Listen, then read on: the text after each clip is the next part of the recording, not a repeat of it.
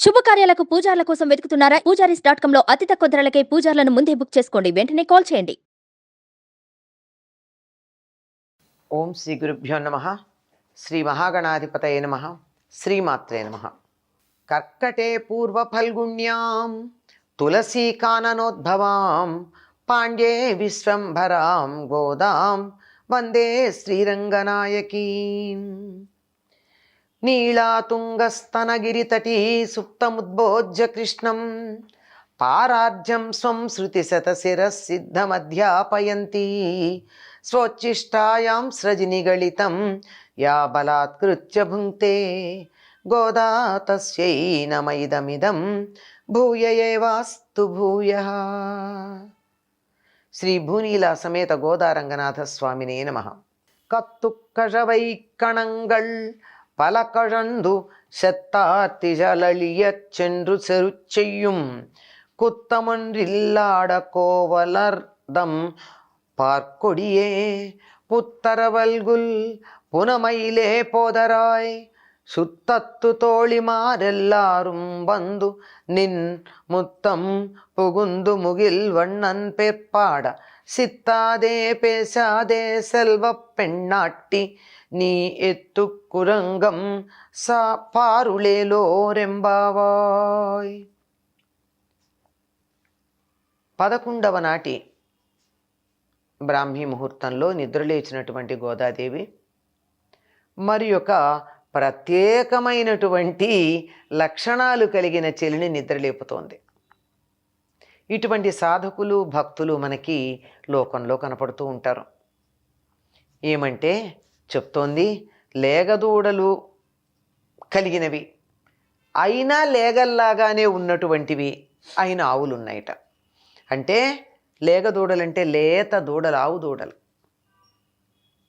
ఆ తర్వాత ఆవులు ఎలా ఉన్నాయి చూడడానికి, వయస్సు వచ్చి ముసలావుల్లాగా లేవు, ఇవి దూడల్లాగానే ఉన్నాయి. అంటే తొలిచూలు మలిచూలు ఆవులు. అటువంటి ఆవులు చాలా ఉన్నాయి, మందలలో ఉన్నాయి. మంద అంటే అనేకమైనటువంటి ఆవుల సముదాయాన్ని మంద అంటారు. అటువంటి మందల్లో ఎన్నో ఆవులు కలిగినటువంటి మందలుండి వాటన్నింటినీ చక్కగా పితగగలిగిన వారు, వాటి దగ్గర పాలు పితగలిగినటువంటి వాళ్ళు. ఎంతసేపు పడుతుందండి 100 ఆవుల దగ్గర పాలు తీయాలంటే ఎంతసేపు పడుతుంది? ఎంత ఓపిక ఉండాలి? అంతేకాదు శత్రువులను ఎదిరించి బలంగా యుద్ధం చేయగలిగిన వారు. గోపాలకులంటే ఏదో ఆవులు మేపుకుంటూ ఉండే అతి సామాన్యులు అనేటటువంటి భావన లోకంలో ఎందుకో ప్రచారంలో ఉందండి. గొల్లలు అటువంటి వారు కాదు. ఈ యాదవులందరూ కూడా గొప్ప బలం కలిగినటువంటి వారు. తర్వాత నందుండి గురించి కూడా అదే మాట చెప్తుంది ఆవిడ. ఒక్కొక్కళ్ళకి ఏనుగకున్నంత బలం కలిగిన వాళ్ళు, యుద్ధ విద్యలలో నిపుణులు, పాండిత్యం కూడా తక్కువేం లేదు, బాగానే ఉన్నది. వీరి మందలకి గర్గమహర్షి మొదలైనటువంటి వారు వచ్చి వారికి ఎక్కడన్నా ఇంతకుముందు చదివినటువంటి చదువు మరపుకు వచ్చిందేమోనని వాళ్ళకి మళ్ళీ ఆ చదువునంతా కూడా గుర్తు చేసి పెడుతూ ఉంటారు. అటువంటి వాళ్ళు వీళ్లతో నారాయణ సైన్యం అన్నటువంటి పేరుతో చాలామందిని కౌరవుల వైపు యుద్ధం చేయడానికి పంపించాడు కదా కృష్ణుడు. చాలా బలం కలిగిన వాళ్ళు, చాలా బలంతో శత్రువుల్ని ఎదిరించి యుద్ధం చేయగలిగినటువంటి వాళ్ళు, వారి వంశంలో ఎటువంటి దోషం లేనటువంటి వాళ్ళు అయినా గోపాలకుల వంశంలో మొలచిన ఓ బంగారు తీగ అంటోంది. ఓ స్వర్ణలత, ఓ బంగారు తీగ, మరి ఈ వంశంలో, ఇలాంటి వంశంలో జన్మిస్తే మరి కొంచెం గారాబం కూడా ఉంటుంది ఇంట్లో. అందువల్ల ఆవిడ లేవకుండా ఉన్నది. పుట్టలోని పాము పడగలాగా ఉన్న నితంబ ప్రదేశం గలదానా. ఇదేం పోలికండి? పిరుదుల భాగం ఏదైతే ఉందో అది పుట్టలోని పాము పడగ ఎత్తినట్టుగా ఉన్నటువంటి నితంబ ప్రదేశం కలది. అంటే పామిలా చుట్టలు చుట్టుకుని ఆ తలవైపు కొంచెం ఎత్తుగా ఉండి అలా వట్రువగా అర్ధగోళాకారంగా ఉన్నటువంటి నితంబాలు, పిరుదులు కలిగినటువంటి దానా. అడవిలో ఉన్నటువంటి నెమలిలాగా అందమైన కేశపాశంతో ప్రకాశిస్తున్నదానా, అడవి నెమలిట, ఆ నెమలి యొక్క కేశపాశంలాగా అందంగా ఉన్నదానా, రా, ఎంతసేపు పడుకుంటావు? చుట్టాలు చెలికత్తులు మొదలైనటువంటి వాళ్ళంతా వచ్చారు. నీ ముంగిట్లో చేరి ఉన్నారు, నువ్వు తలుపు తెరవలేదు, నీ ముంగిట్లో ఉన్నారు. మరి నీలమేఘవర్ణుడైన కృష్ణుడి నామాన్ని కీర్తిస్తున్నాం మేమంతా. అయినా నువ్వు ఉలక్కుండా పలక్కుండా ఉన్నావు. చెప్పమ్మా, నీ విషయం ఏమిటో చెప్పు, నీ ఉద్దేశం ఏమిటో చెప్పు, దీని అర్థం ఏమిటో చెప్పు. నువ్వు బాగా సంపన్నురాలివి కదా, ధనవంతురాలివి అనేటటువంటిది ఏమైనా అభిప్రాయం ఉందా అన్న. ఇక్కడ ఈవిడ గురించి వర్ణించినటువంటిది ఏదైతే ఉందో ఇది యోగ శాస్త్ర విశేషాలతో కూడుకున్నది. మనిషి శరీరంలో మూలాధారం అనబడేటటువంటి చక్రం ఎక్కడుంటుంది? పిరుదుల భాగంలోనే ఉంటుంది.